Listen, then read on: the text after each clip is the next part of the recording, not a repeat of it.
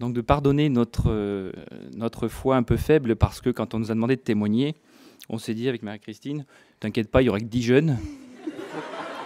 Il y aura que 10 jeunes, donc du coup ça va être simple. Donc vous voyez, c'est pas du tout ça, donc pardonner notre foi très faible.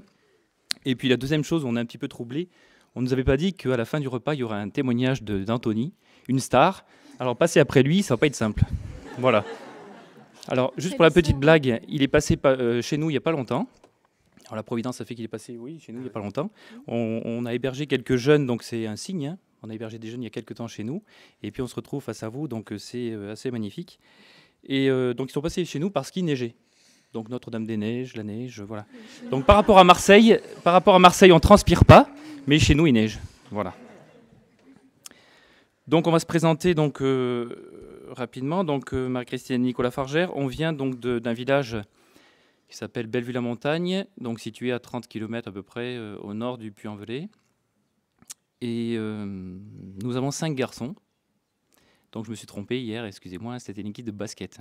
Bien d'accord. Donc, de 15 ans à 18 mois. Donc, Marie-Christine était professeure de sport. Et donc, maintenant, elle est maman au foyer, mais elle a compris qu'elle était toujours professeure de sport. Et quand on me demande à mon travail que fait votre épouse, je dis chef d'entreprise. Donc les gens ils me regardent avec des grands yeux. Et à chaque fois je dis oui, elle est à elle toute seule taxi, buandière, cuisinière, secrétaire, enfin elle fait tous les métiers. Voilà. Et donc moi je m'occupe donc je dirige un établissement pour personnes handicapées âgées. Donc nous sommes venus aujourd'hui donc vous témoigner de ce que nous avons vécu et de ce que nous vivons au quotidien au sein de notre foyer et notre famille. Donc nous tenons à souligner avec le recul que le Seigneur prépare son plan pour chacun d'entre nous et pour vous, et qu'il faut savoir se laisser guider et faire confiance, alors que ce soit dans les moments difficiles, de difficulté ou de bonheur. Alors le Seigneur veut pour nous faire grandir et nous affermir dans notre foi, et la providence a toujours été présente par des clins d'yeux. Clin d'œil, clin d'yeux. Vous avez repéré ? Voilà, on va vous retracer donc chacun notre parcours avant notre rencontre. Alors, je suis issue d'une famille catholique pratiquante. Nous allions à la messe tous les dimanches. J'ai eu la chance de côtoyer la famille missionnaire de Notre-Dame toute jeune, vers l'âge de 8 ans, puisque j'habitais Privas, donc pas loin, en Ardèche. Et il y avait un foyer à Privas à l'époque. Donc, je participais au patronage avec les sœurs, pour les sœur Paul, sœur Josépha. Voilà, un petit coucou à sœur Paul pour celle qui la côtoie encore. Et donc, un jour, à l'adolescence, sœur Josépha, donc, un jour, nous a proposé à un groupe de jeunes filles de participer à la session de jeunes à Paray-le-Monial avec la communauté de l'Emmanuel. Donc, évidemment, partante pour cette expédition. Alors, juste pour vous dire qu'on conseille, quand cette session devait m'apporter beaucoup, et même pour le futur, la rencontre de Nicolas, avec Nicolas. Et des petites embûches ont eu lieu pendant ce temps-là, à ce moment-là, pour que je ne puisse pas y aller. Il y a eu la panne de réveil. J'ai loupé donc le car. Sœur Josépha a rappelé, vous connaissez peut-être l'activité de Sœur Josépha, elle a rappelé, vite, on reprend un autre car. Donc j'ai repris un autre car, il y a un train telle heure, très bien, je prends mon car, j'arrive, je loupe la correspondance du train. Bon, je continue. Donc heureusement qu'il y avait Sœur Josépha derrière moi, sinon je me serais peut-être bien découragée. Donc je suis finalement arrivée à prendre le train pour Paray, ce qui n'était pas évident parce que c'est une toute petite ligne, et j'ai pu rejoindre mon groupe. Et en fait, cette session m'a beaucoup apporté. C'est important de vivre en paroisse, mais c'est aussi important d'aller voir autre chose et d'aller voir d'autres jeunes. Elle m'a apporté en tant qu'adolescente, j'ai ressenti comme une force qui venait me rendre une foi en fait plus forte et plus vivante. J'ai pu découvrir que je n'étais pas seule, que d'autres jeunes, et c'est toujours le cas, de mon âge, vivent leur foi joyeuse, de façon joyeuse et vivante. Et puis j'ai découvert aussi l'adoration, chose que l'on ne faisait pas encore, ou du moins que je ne vivais pas à Privas. Cette présence qui est douce et aimante de Jésus, qui est présent là au milieu de nous, et ça a été très très fort, l'adoration, c'est un contact très puissant. J'ai poursuivi ensuite des temps forts avec la communauté de l'Emmanuel, et notamment les pèlerinages que l'on faisait à l'époque de la Louvée, à la Louvée en Ardèche, sur les pas de Saint Jean-François Régis. Saint Jean-François Régis, qui est un saint qui, vous verrez, a marqué notre vie et qui est toujours présent aujourd'hui. Et puis la Vierge Marie aussi a toujours été présente et bienveillante de ma petite enfance à ma vie de maman au foyer. C'est elle qui m'a amenée au Christ. Je l'ai ressenti à Paray-le-Monial. Au départ, c'est la Vierge qui m'a touchée. Je n'ai pas été touchée tout de suite par le Christ. La Vierge m'a touchée. Elle m'a permis de mettre ensuite Jésus au centre de ma vie. Petit à petit, elle s'est effacée. Elle m'a laissé voir l'amour de Jésus pour moi. Et en tant que femme, il me semble primordial de prier la Vierge Marie et de se confier à elle pour qu'elle nous garde et puis qu'elle nous préserve dans la pureté et la douceur dont elle a été pour moi un modèle de vie, surtout pour la pureté. Je suis d'un milieu où j'ai fait beaucoup de sport, j'étais professeure de PS, et c'est un milieu, bon, le sport peut avoir... peut nous amener très loin, il m'a ouvert sur beaucoup d'horizons, mais il a aussi son côté un peu pervers, surtout quand on commence à être dans la compétition de haut niveau, et aussi au niveau de la pureté. C'est un milieu qui manque beaucoup de pureté, et il faut faire énormément attention. Voilà. Et donc, c'est à l'occasion d'un pèlerinage à la Louvée, au moment du départ à Notre-Dame en Ardèche, que j'ai rencontré Nicolas. Alors pour les autographes, c'est à la sortie. Hein, voilà. Pour la petite parenthèse, pour venir à Saint-Pierre-de-Colombie, hier, on a pris une tempête de grêle. On s'est dit, ça y est, on va nous empêcher d'aller à Saint-Pierre-de-Colombie pour témoigner. Donc ça nous emmène, ne craignez pas, on arrive toujours, le Seigneur nous guide toujours pour arriver à ce que l'on doit faire. Alors donc moi, je suis également issu d'une famille catholique pratiquante. Donc je suis né à Saint-Étienne, deuxième d'une fratrie de 3 garçons. Donc nous avions une particularité dans notre famille, c'est celle d'avoir des parents atteints d'un handicap, et notamment la surdité. Donc j'ai des parents complètement sourds, mais vraiment, vous pouvez faire n'importe quel bruit, vous pouvez pas, voilà. Et donc j'ai eu la chance d'avoir des parents aimants et priant pour leurs enfants. Alors je me suis toujours demandé comment nos parents ont pu nous transmettre leur foi. C'est vrai qu'aller chaque dimanche à la messe, sans jamais entendre la beauté des chants ou les homélies, cela pouvait être vite décourageant. Donc c'est vrai que ça a été déjà un beau témoignage. Et donc pour notre part, nous devions très tôt, avec mes frères, comprendre les homélies pour pouvoir en faire une synthèse dès que nous rentrions à la maison. Alors j'avoue que dès que nous rentrerions, le premier jeu, c'était de se cacher derrière le placard pour ne pas dire encore cette fois-ci à nos parents, on n'a pas écouté encore cette fois-ci. Mais devant la tristesse de nos parents, nous sentions bien toute l'importance d'être attentifs aux enseignements du prêtre. Et donc j'étais scolarisé dans une école privée où il y avait des frères des écoles chrétiennes qui m'ont accompagné par des camps, des pèlerinages, et ainsi que l'aide des autres à travers le Christ. Donc cependant, quelque chose me manquait à travers toutes ces animations que nous partagions. Et une année, mon frère aîné, qui avait participé à une session de la communauté d'Emmanuel à Paray-le-Monial, était revenu transformé. Alors intrigué, je lui ai demandé d'où provenait cette joie. Donc il m'a répondu celle d'avoir rencontré le Christ. Alors peu de temps après, un groupe de prière de la communauté d'Emmanuel s'est mis en place à Saint-Étienne, et naturellement, mon frère m'a proposé d'y participer. Donc touché par la liturgie, les chants, la prière, j'avais enfin découvert ce qui me manquait dans le groupe de jeunes dont je faisais partie, c'était la prière. Vraiment, c'était quelque chose on sentait que c'était un aboutissement dans une vie partagée avec des jeunes. Donc de fil en aiguille, le groupe annonçait un pèlerinage à la Louvée. Je me suis inscrit à ce pèlerinage, et dès le premier enseignement, avant le départ, une phrase revenait sans cesse « Priez pour votre futur conjoint ». Alors suite à cela, donc le départ a été donné à Notre-Dame-des, donc petit clin d'œil au pied de la Sainte Vierge. Ayant donc respecté les conseils de cet enseignement, je me suis mis donc à prier pour je ne sais qui, mais assurément pour ma future. Alors, pourquoi ma future, je ne sais pas, mais on dit simplement qu'il faut prier pour sa vocation. Là, je ne sais pas, j'ai prié pour ma future, mais il est important de prier pour votre future vocation. Et là, la Providence Express intervient. Mon frère aîné me présente à Marie, Christine, jeune fille, qu'il avait rencontrée à Paray-le-Monial lors d'une session. Alors j'ai su immédiatement à ce moment-là que ce serait elle. Je ne sais pas si on peut le dire, mais on avait 17 ans.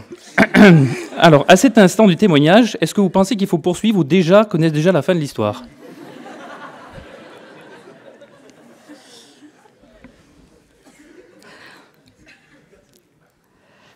Donc on s'est connus à 17 ans, mais on s'est mariés à 24 ans. Vous voyez, il y a quand même un temps où il a fallu un temps d'attente. Nous avons vécu les années avant notre mariage, ainsi que celui de nos fiançailles, comme un temps de préparation à notre future vie commune. Nous avons essayé de nous donner les moyens pour affermir notre amour à l'aide de week-ends fiancés, en découvrant nos différences, il y en avait, nos points communs, en discutant sur les méthodes naturelles aussi, afin de vivre pleinement notre vie de méthode naturelle, c'est afin de vivre pleinement notre vie de couple chrétien et fidèle surtout à l'enseignement de l'Église, à l'enseignement du pape Jean-Paul II. Toute notre jeunesse a été guidée justement par la vie de Jean-Paul II. Nous sommes un peu la génération Jean-Paul II, un peu beaucoup même. Oui. Ses enseignements, les temps forts, un modèle qui nous a permis d'orienter toute notre vie chrétienne. Nous avons eu pendant cette période aussi l'occasion, pendant nos fiançailles, d'encadrer des colonies avec le patronage Saint-Joseph de Saint-Étienne, donc le contact avec des jeunes aussi, ensemble, ce qui nous a permis de grandir. Ensuite, nous nous sommes donc mariés le 5 août 1995, voilà, jour de la fête de Notre-Dame des Neiges, Sainte-Marie-Majeure, donc en Italie, que nous allons voir cet été à Rome, puisqu'on nous a proposé un pèlerinage des familles à Rome. Voilà. Donc on va fêter nos 18 ans à Rome cette année. Voilà, à Sainte-Marie-Majeure. En fait, nous ne l'avions pas su que c'était la fête de Notre-Dame des Neiges, c'est plus tard avec la famille missionnaire. Elle est cirée aussi, d'accord. Ah bah oui. Je savais pas. Donc voilà, un petit clin d'œil. On remplace les cirés qui eux aussi se sont mariés le 5 août, on vient de l'apprendre là aussi. Comme quoi, il y a toujours des petits clins d'yeux, vous voyez. Alors, et oui, et comme nous avons pu l'entendre récemment au cours d'un mariage, donc nous venons de nous marier, nous n'en étions qu'au balbutiement de la vie de couple. Et après 18 ans de mariage, nous en sommes au murmure encore. Alors les mauvaises langues disent qu'au bout de 50 ans de mariage, c'est des hurlements, mais c'est pas vrai. Hein. Donc nous étions à cette époque jeunes mariés dans l'Oise, et lorsque ma formation s'est terminée, donc d'éducateur spécialisé, nous avons souhaité revenir un petit peu plus au sud, sans trop savoir dans quelle ville nous nous installerions. Donc plusieurs lettres ont été envoyées pour rechercher un travail, et la première réponse positive nous a conduit tout droit dans les bras de la Sainte Vierge au Puy-en-Velay, ville dans laquelle avait aussi vécu saint Jean-François Régis. Encore un clin d'œil sur le plan de Dieu, le Puy est une ville riche en communauté pour y vivre sa foi. Et donc, quelques mois après notre installation, on nous a donc proposé de suivre une année l'école de la foi, ce qui était proposé sur le Puy. Nous nous sommes rendus compte de nos faibles connaissances bibliques et catéchétiques, dû d'abord au catéchisme de notre enfance et de notre adolescence qui ne nous parlait pas de l'essentiel. On a été une génération où on n'a pas eu un catéchisme fabuleux, quoi. C'était beaucoup de coloriage, de chants, on agitait nos foulards, mais ça n'allait guère plus loin. Et donc là, on s'est rendu compte de notre pauvreté et encore de nos lacunes. Et puis nous sommes... du coup... Et puis aussi, nous sommes passés par une foi sensible. Nous avions une foi très sensible avec la communauté Emmanuel, avec des moments très forts, mais sans enseignement profond sur la foi du credo. En fait, le Seigneur est très pédagogue, il nous amène étape après étape, selon nos besoins, nos âges et notre maturité, à approfondir notre foi. Nous nous en sommes rendus compte au fur et à mesure. Nous avons, grâce à l'école de la foi, pu redécouvrir ce que nous disait le Christ à travers les évangiles et mieux connaître aussi l'Ancien Testament. À l'heure actuelle, nous avons encore besoin de nous former pour entretenir et affermir notre foi et aussi pour témoigner de cette foi, ce qui n'est pas toujours facile lorsqu'il nous manque beaucoup de connaissances. Nous avons trouvé important de se former en couple afin de pouvoir échanger, discuter et de se compléter dans nos connaissances. Nous avons essayé de ne pas rester dans un certain train-train de vie de couple qui peut être tenté par les loisirs, le travail, les amis. Ces 3 points sont importants, mais nous avons toujours eu à cœur de mettre Jésus au centre de notre vie de couple. Jésus doit être le premier servi. Comme nous le répète souvent notre pape François, nous essayons de ne pas tomber dans une certaine mondanité, une certaine tiédeur. Alors, notre témoignage veut faire sentir combien la présence de Dieu est réelle au sein de notre foyer et qu'il faut faire confiance dans ce que Dieu veut pour nous. Même si parfois on a des doutes et on dit « oh là là, mais ça va être compliqué », mais il faut toujours s'abandonner. Alors, par exemple, lorsque nous avons souhaité nous installer dans une maison à proximité du puits, où nous avons été confrontés à des soucis, on va dire classiques, d'ordre matériel ou financier, qui ont pu nous envahir d'inquiétude. Et à chacune de ces situations, même à la dernière minute, alors c'est vrai qu'on a beaucoup appris avec la famille Domini, même à la dernière minute où on pense que tout est perdu, il y a toujours eu une providence qui est intervenue sur un changement de travail pas forcément prévu, une aide de la famille non prévisible, voilà, qui a pu nous permettre de nous installer. Voilà. Donc il faut rester en prière et avoir toujours à proximité les saints, qui sont une grande aide pour nous conduire à Jésus. Donc on prie beaucoup Saint Joseph, qui est toujours bien présent, très très efficace. Saint Jean-François Régis, prenez des notes. Saint Jean-François Régis, qui est un saint idéal pour la famille. Le saint curé d'Ars, que l'on prie aussi beaucoup pour les vocations, et qui veille à nous garder aussi dans une certaine humilité de charité. Donc ce sont les saints que nous prions régulièrement avec le bienheureux pape Jean-Paul II. Donc chacun sentira auprès de Jésus, la Vierge Marie et les saints toute l'aide dont nous avons besoin. Alors souvent, nous pensons à cette phrase de Jésus, je crois, alors Sainte Thérèse d'Avila, j'espère qu'on ne se trompe pas, c'est qui disait « Ma fille, disait Jésus à Sainte Thérèse d'Avila, occupe-toi de mes affaires et moi je m'occuperai des tiennes. » Voilà, donc nous pensons qu'il est important de vivre notre foi par des temps offerts pour Jésus. Alors lorsque j'étais au collège, j'avais la chance de passer devant une chapelle tous les matins où il y avait une messe à 7h, ce qui me permettait d'y participer. Quand j'étais étudiant à Paris, j'essayais d'aller à la messe chaque jour à la rue du Bac pour prier auprès de Notre-Dame de la Médaille miraculeuse. Une année, j'ai habité à Dijon et j'ai eu la chance et la grâce d'habiter près de la communauté d'Élisabeth de la Sainte Trinité, qui m'ont beaucoup apporté. Et aujourd'hui, à proximité de mon travail, je peux assister à la messe du matin. Alors pour la petite blague aussi, c'est je travaille dans une petite ville où il y a Notre-Dame de Tout-Pouvoir. Et là où je travaillais avant, il y avait aussi Notre-Dame de Pradelles. Donc chaque fois que je travaille dans un lieu, il y a toujours une Vierge pour nous accueillir. Donc c'est toujours un petit clin d'œil également. Et pour la petite histoire, je travaille aussi dans une association qui s'appelle l'association Saint-Nicolas. Je travaille pour mon saint patron, j'ai cette chance aussi, ce qui est incroyable. Bon. Donc Marie, quant à elle, Marie-Christine, essaie de trouver du temps pour participer aussi à des messes en semaine et également à des temps d'adoration. Donc donner du temps à Jésus nous procure une force et une présence quotidienne. Et donc il était évident de transmettre cette foi et ces valeurs à nos enfants. Alors ces enfants qui nous sont confiés par le Seigneur, nous n'en sommes pas les propriétaires. Nous avons d'autant plus compris car ils ne sont pas arrivés aussi facilement que nous le souhaitions.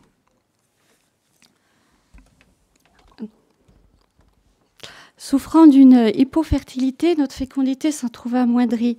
Donc nous avons beaucoup prié Notre-Dame du Puy, consulté aussi un gynécologue chrétien, qui est une espèce de plus en plus rare, et l'alliance de la science, dans le respect de l'Église bien sûr, et de la prière nous ont permis d'avoir notre premier enfant, Augustin, que nous avons confié plus particulièrement à Notre-Dame du Puy, qui est là. Voilà, et qui est d'ailleurs très attaché à la cathédrale de Notre-Dame du Puy. Ensuite, rapidement est arrivé Baptiste. Nous avions le désir d'avoir une famille nombreuse et d'être ouverts à la vie. Et c'est à peu près à ce moment-là que nous avons décidé de venir vivre des week-ends foyers à Saint-Pierre-de-Colombier. Les enfants sont gardés par nos chers frères et sœurs. Les parents peuvent suivre les enseignements et prier dans le calme, c'est important, et profiter d'un temps pour échanger. Tout ceci nous a enchantés et nous avons donc décidé d'être fidèles à ces week-ends. Petite oasis dans la vie quotidienne, ça nous faisait énormément de bien. Depuis maintenant 13 ans, nous venons à Saint-Pierre-de-Colombier. Et si votre vie est jalonnée par des temps forts, retraite, pèlerinage, vous sentirez de plus en plus les fruits et les grâces que la Vierge Marie et Jésus veulent donner à chacun d'entre vous, personnellement et pour votre famille. C'est très important ces moments-là. Nous avons eu des joies, mais aussi des souffrances dans notre vie de couple. Après Baptiste, notre troisième enfant s'est fait beaucoup attendre. Nous avions même fait une demande d'adoption qui n'aboutira finalement jamais, puisque nous avions déjà 2 enfants et que l'adoption, on n'était pas prioritaire, ce qui fait que, voilà, on a toujours été à la fin, au fond de la liste d'attente, en fait. Mais finalement, nous avons eu enfin la joie d'attendre notre 3e petit bout. Malheureusement, à la première échographie, il n'y avait plus de bébé, juste le placenta qui se développait anormalement. La perte d'un bébé, même à 3 mois de grossesse, est très douloureuse. Cette épreuve nous a encore plus rapprochés. Nous étions unis dans la tristesse tout en gardant l'espérance. Dieu ne nous abandonne pas dans ces moments-là, il nous soutient si on lui offre notre douleur. Donc quelques mois après, un nouvel enfant s'est annoncé. Nous avions beaucoup prié pour cette grossesse et avons confié notre intention à la famille missionnaire de Notre-Dame. Donc Martin est né 1 mois avant la date prévue, jour où l'on fêtait Notre-Dame-des-Neiges à Saint-Pierre-de-Colombier, le 13 décembre 2003. Petit clin d'œil. Cette naissance prématurée a provoqué quelques soucis de santé, ce qui a entraîné un transfert par hélicoptère à Saint-Étienne. Donc c'était assez angoissant. Mais Martin est resté donc sous oxygène 4 jours et nous avons pu enfin le prendre dans nos bras et l'entourer de notre tendresse quelques jours après, Deo Gratias. Donc nous sommes pour vous montrer tout petit devant la vie que nous donne le Seigneur. Donc, notre 5e enfant est arrivé, 4 ans après Martin, par l'intercession de Jean-Paul II, du père Lucien-Marie Dorne et de mère Marie-Augusta que nous avions beaucoup prié. Une nouvelle grâce de Notre-Dame-des-Neiges. C'est à cette période que le père Bernard nous a proposé de faire partie des foyers amis en nous transmettant le directoire pensé par le père Dorne afin d'aider les foyers à tendre vers la sainteté dans notre état de vie. Après réflexion et lecture du directoire, nous avons compris que le Seigneur nous proposait une aide précieuse pour aller encore plus loin dans notre vie de chrétien, de couple et de famille. Nous avons donc accepté de faire partie des foyers amis au cours d'une cérémonie où nous renouvelons nos engagements d'époux. Il est toujours doux de revivre les vœux de son mariage et de sentir la puissance de ce sacrement qui nous aide à être fidèles et heureux malgré les embûches de la vie. Donc il existe une véritable fraternité entre les foyers amis. Nous vivons les joies et les peines de chacun, nous prions les uns pour les autres et nous nous soutenons à l'image des premières communautés chrétiennes. Donc 2 ans se sont écoulés lorsque notre 6e enfant s'est annoncé. Mais là aussi, à l'échographie du 3e mois, le cœur ne battait plus. Nous perdions à nouveau un tout petit. C'est là qu'on peut dire que la vie est précieuse dès sa conception. À 3 mois de grossesse, vous savez que vous avez perdu un être très cher. La nouvelle a été dure et cette fois, les grands frères ont vécu et partagé ces moments douloureux eux aussi, chacun à sa façon. Des suites graves s'en sont suivies pour moi et le découragement était venu nous tenter. Fort heureusement, la force de la prière et de la confiance était là. Le Seigneur console. 3 mois après, nous attendions notre petit Théophile avec le soutien et la prière des foyers amis et de la famille missionnaire. Tout s'est bien passé. Vous le voyez gambader maintenant, le petit blondinet. Voilà, qui va très bien. On nous avait beaucoup découragés pour une 7e grossesse, du coup, surtout dans la famille. Enfin, pas toute la famille, évidemment, mais vous voyez que parfois, on peut avoir aussi de l'extérieur des mauvais... des mauvais avis et qui peuvent nous décourager aussi de la part de gens qui pourtant sont profondément chrétiens, de nous dire d'arrêter alors que médicalement, finalement, il n'y avait aucun danger. Voilà. Et donc, on a bien fait de continuer. On a notre petit Théophile. Alors, à tous ces enfants, nous avons eu envie de donner à nos enfants de vivre ce que nous vivions, nous, au quotidien, de leur apporter très tôt cet amour pour Jésus. Dès le plus jeune âge, nous prions avec les enfants et pouvons observer des sourires et des expressions joyeuses quand ils voient une icône ou une image de Jésus. Cela commence par ces simples attentions qui façonnent l'amour pour Dieu. Il est important pour nous parents de prier aussi pour la vocation future de nos enfants.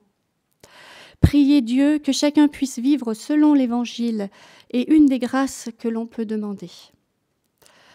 Nous essayons de faire des pèlerinages, par exemple lorsque nous sommes en vacances.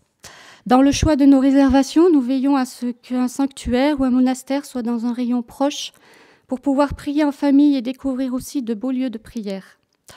Alors, il y a une année où nous étions partis en Vendée, au fin fond d'une campagne, et en faisant du vélo, à proximité d'une maison, nous avons découvert un particulier qui avait fait construire une chapelle toute neuve, donc dédiée au bienheureux Jean-Paul II. Nous avons été touchés encore une fois par ce petit clin d'œil qui nous a permis de prier en famille dans cette magnifique chapelle sous le regard de Jean-Paul II. Faire découvrir aux enfants des lieux saints comme Lisieux, Paray-le-Monial, Ars, Lourdes laisse des souvenirs et vous obtiennent des grâces.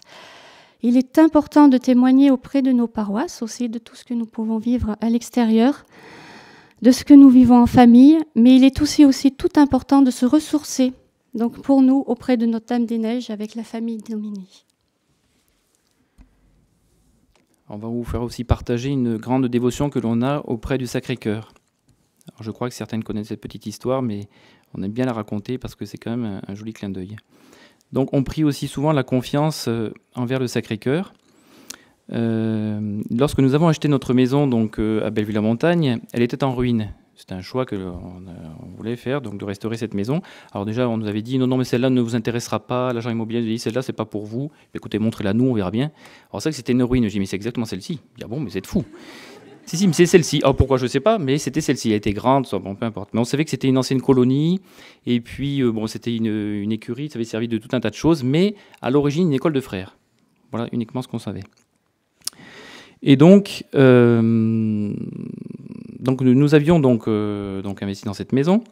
Et donc, au début de cet achat, nous avions participé à une recollection de foyers, donc à Saint-Pierre-de-Colombier, où la famille Domini venait d'acquérir un bon nombre de statues donnés par une autre communauté.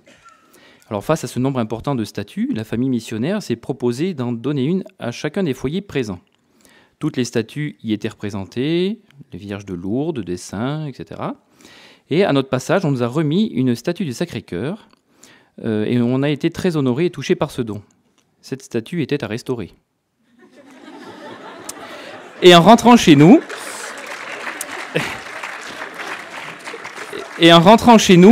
alors j'avais Jésus à restaurer, la maison à restaurer. J'ai dit, écoute Jésus, comment te dire, je dois d'abord restaurer la maison, et quand j'aurai fini, d'ici 2 ans, je m'occupais de toi. Alors tout en avançant les travaux, il y a des villageois qui venaient nous rencontrer pour discuter, jusqu'au jour où j'ai fait la connaissance d'un monsieur très pieux qui avait pour passion la restauration des statues d'église, qu'il entreprenait dans tous les différents villages. Je lui ai fait part, je lui ai dit, tiens, c'est drôle, car je venais d'acquérir un Sacré-Cœur à restaurer. Sa joie fut profonde en me suppliant de lui remettre la statue, ce que je fis gêné. Le temps passant, la maison avançait et nous approchions petit à petit de notre emménagement qui était prévu au début de l'année 2003. Quelques jours après notre emménagement, notre cher monsieur nous rapportait notre Sacré-Cœur entièrement restauré. Mais ce n'est pas fini. En restaurant la maison, je découvre dans les combles que je vidais petit à petit des cœurs en carton réalisés par des enfants, surplombés de croix, mais également des morceaux de carton avec écrit Sacré-Cœur. Nous savions que nous avions acheté une ancienne maison qui avait appartenu à des frères, il y a très longtemps, mais sans savoir de quel ordre il s'agissait. En faisant quelques recherches, nous avons découvert qu'il s'agirait des frères du Sacré-Cœur. En définitive, le cœur de Jésus avait retrouvé sa maison.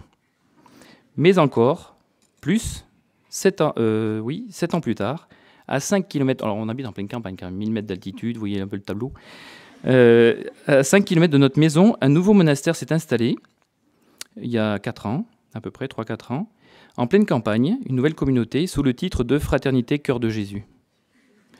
Voilà. Alors cette histoire que nous vous partageons vous montre combien nous devons nous abandonner à l'amour de Dieu, qui veut notre bonheur et sait ce qu'il veut déjà pour nous. Alors dans le quotidien, donc, il est important d'avoir des temps de prière personnels et en couple. Au cours d'un enseignement, nous avions retenu cette image. Prenons l'exemple d'un triangle. Alors c'est vrai, quand on a préparé ce témoignage, on a dit le triangle, oh là là, ils vont dire la franc-maçonnerie, tout ça. Bon. Non. Alors on va partir du triangle trinitaire, la Trinité, voilà, on va rester là-dessus. Voilà. Et on nous avait donné cette image en disant, prenez l'exemple qu'à chaque extrémité du triangle, il y a Dieu à une extrémité et chacun des conjoints aux autres extrémités. Si chacun prie bien Dieu, forcément on se retrouvera unis auprès de Dieu.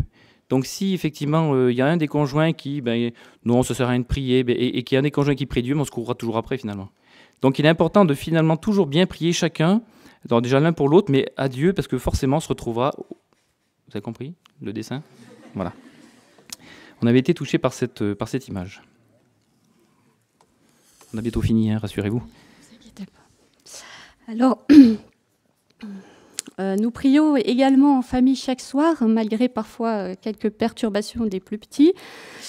Nous avons la chance de participer à la messe dominicale où les enfants peuvent suivre la liturgie en servant la messe. Nous n'avons que des garçons, donc on les donne au fur et à mesure.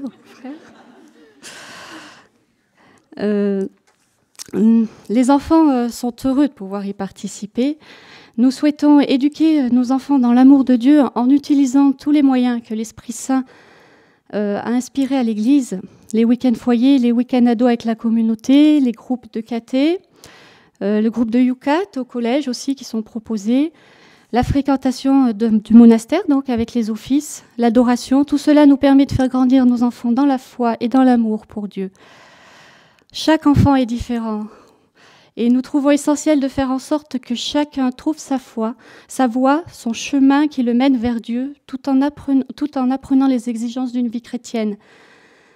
Donc c'est vrai que, par exemple, pour Baptiste qui fait du judo, souvent les compétitions tombent le dimanche matin.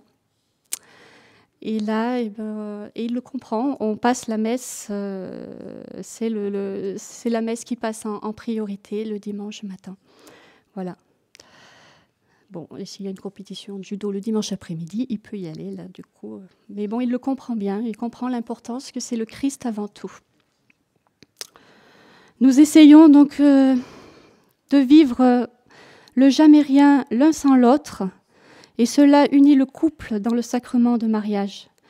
Et nous terminerons en disant que nous mettons toujours Marie première de cordée dans notre foyer, afin qu'elle nous guide vers le Père et vers la sainteté. Il y a encore beaucoup de travail.